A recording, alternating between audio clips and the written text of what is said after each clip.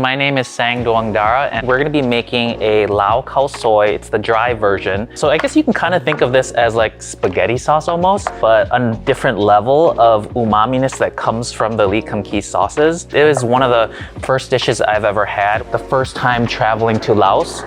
We're gonna add the pork and we're gonna add all my favorite flavors, which come from the Lee Kum Kee oyster sauce, hoisin sauce for that extra sweet depth to this sauce. This is one of my favorites, soybean sauce. A little bit goes a long way. Some fish sauce, just a big splash. I've always heard about different Lao food and stories from my mom and my community, but actually getting to visually be in Laos and have this dish was a very moving experience. So usually for most noodle dishes in Laos, you eat it in the morning. So this is actually our breakfast. We have a good hefty breakfast so that you're ready to work the rice field all day.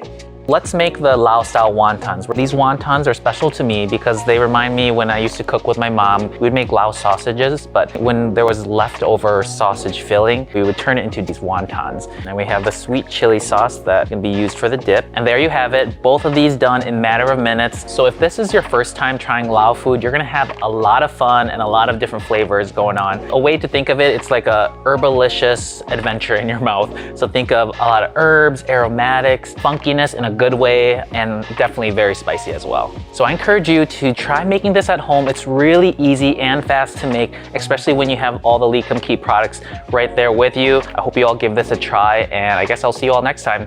Bye.